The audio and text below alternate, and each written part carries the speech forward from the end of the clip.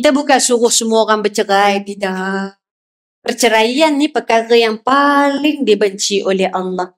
Tapi sekiranya tidak ada laluan keluar, maka kerana itu Islam memberikan solusi perceraian sebagai jalan terakhir. Sebab itu kalau orang datang kat saya, selagi boleh kita berbaik, berbaiklah. Datang satu kes kat saya. Ustazah, suami saya ni baran sangat, Ustazah. Saya tak tahan dengan suami saya. Boleh tak saya buat tuntutan cerai? Kalau puan-puan nak jawab apa, boleh tak? Oh, laju dia jawab boleh pula dah tu kan. Jangan laju sangat jawab boleh. Saya tanya, suami bagi nafkah tak? Bagi. Suami pukul tak? Tak. Hanya apa? Hanya baran. Suami ni macam Firaun tak? Tak. Tapi sikit lagi nak jadi Firaun. Tak apa. Selagi dia tak jadi Firaun, maknanya masih ada harapan. Kalau orang yang masih beri nafkah, dia laksanakan tanggungjawab hanya baran je. Baran ni maknanya apa? Sikit-sikit marah. Sikit-sikit marah. Kadang orang lelaki ni baran dia kan ada sebab. Jadi sebab itu kalau suami dia hanya sekadar baran, saya kata dengan dia, okey, suruh suami datang jumpa dengan saya.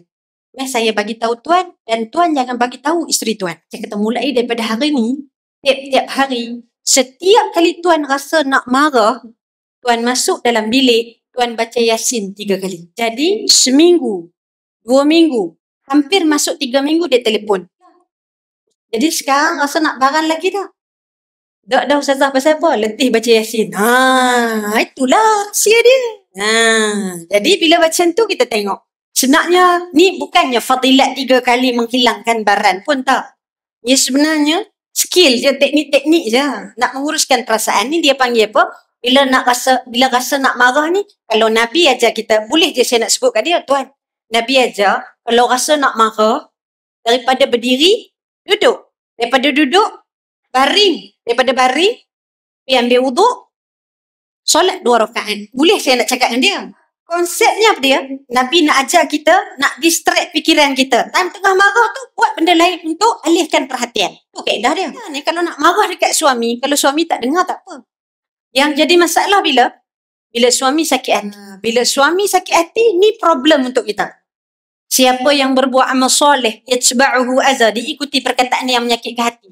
Dia bantu suami dia. Dia kemah rumah, dia basuh pinggan, dia tolong sapu sampah. Tapi mulut dia jahat. Tepi sikit. Orang nak buat kerja, dia pula duduk saja-saja. Sikit je, bukan marah banyak pun. Kan?